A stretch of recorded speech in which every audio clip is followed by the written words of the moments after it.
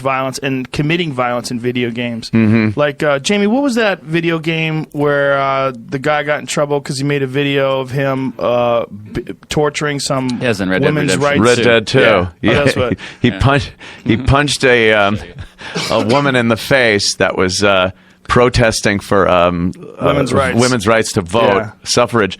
And and he got in trouble because he posted it, and it was like a violent thing against women. But it's a thing you can do in the game. Right. Like, they made it in the game so you could do that on purpose. And once it became viral, people started going up to her in the game and doing even more terrible things. There's one where a guy ropes her, hog ties her, throws her on the back of the horse, rides her to a swamp, and throws her to an alligator, which then eats her in the swamp. That is so crazy that you can do that. It's the alligator unbelievable. The alligator will eat. And it's not even a thing like, hey, do this. It's just part of the game that they said, well, if people want to do it. It's a very open-ended game. Rockstar went bullshit with this game. It's amazing. Does it always happen the exact same way? Or do you throw it in there are different spots in the water, and the alligator has a different way of eating? Yeah, there are different animations for the same thing. So, and different, actually, there was one, you'll be riding next to a guy that you're supposed to ride somewhere with. And the guy says something like, all right, we're almost there, or something. And if you're far away from the guy, he yells it. All right, we're almost there. And if he's right next to you, he goes, well, we're almost there. Like, the guy, the voice actor, had to do a shitload of takes based on what the animation is. So I did the voiceover for the UFC game. Right, and it took forever. Yeah. I mean, forever. You're there for days and days and days reading every single variation of a head kick to an arm bar to a takedown to ground and pound to TKO stoppage to kicking someone in the nuts, like everything. And someone's got to fucking put that together, and then it's got to be coded where it plays at the right time. It really is amazing. Yeah, it's goddamn amazing. Oh, but Red Dead's like really insane. Is this it? There's what is this? This is the bear? Yeah, this is the guy apart? a bear. Oh, and this guy's just smoking a cigar? Yeah. Dude, it's so funny, the things that go on in this game, the ability to kill people. I had Luis J. Gomez on the show, and he plays this. And there's like a morality direction you could take. You could either be a good guy, a bad guy, really good, really bad, and it will affect the course of the game. And whether you're wanted, whether people are nice to you. Really? Yeah. Like, you could do a favor for somebody. You'd be riding somewhere, and someone will go, please, could you help me out? And if is you this help the them, women's rights activist? Not her, but he's going to throw this lady off of the mountain. And this is just some guy online has done this? I think this is the same YouTube guy. He's got a lot of videos where he's doing geez, he fell. different things. He fell himself. He was trying to kick her off, and he fell. Oh, haha. But and Lewis apparently would kill everybody. He killed a guy's dog and skinned it in front of him and then shot him in the face. I'm like, that's really mean. That's really mean. mean. The dog in front of the guy? Yeah.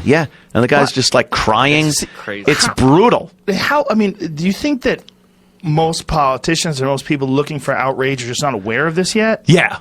Absolutely not. Years ago, they were kind of like, well, it must be violent video games. And it was so funny because like 10 years after Doom, like they're showing Doom on TV, like, oh, that's the bad video game. It's like, Jesus Christ, that's nothing. What are you talking about? And now, like I said, Grand Theft Auto. Yeah. Same guys. Yeah. GTA. I did some of the voices in GTA 4 and 5. It was fucking hilarious. So I know, to do that. I sang some of the promotional songs for the beer, and Pisswasser beer. It was great. I know Laszlo, who does all the sound for the games.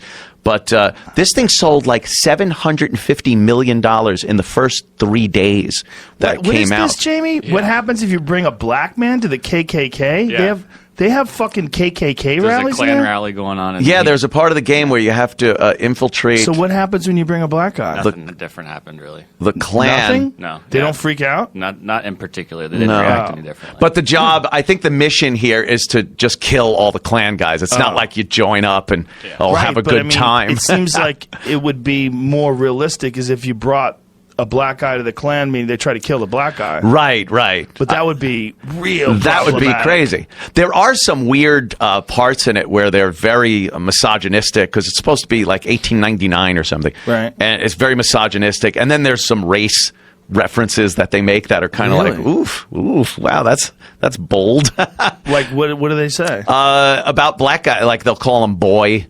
In some of the when a guy like a non-player character will pass by and be kind of nasty, and they never present it in a good way. It's not like, oh cool, this guy's great.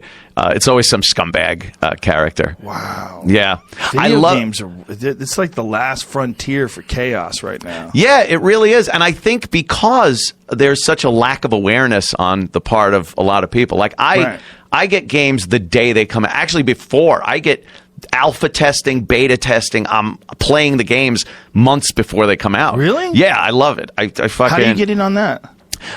You sign up for the ultimate package on Origin or Steam, and you get access to the games when they're testing them. Oh, so you just pay? Yeah, it's a pay thing. Obviously, they want to make some money, and I want to play the games early. But so you report bugs and things on. Yeah. You just play. They automatically kind of have something in place that will let them know if there's a problem, or you can email them and say, hey, I died and I'm stuck in a rock now up to my waist. Have you ever talked to some of the people that make those things? You ever have them on your show? Yeah. Laszlo works at Rockstar. He's the sound engineer guy. He records all the sound, but he's involved in like every aspect of all those games from the beginning of Grand Theft Auto, the first Red Dead 2.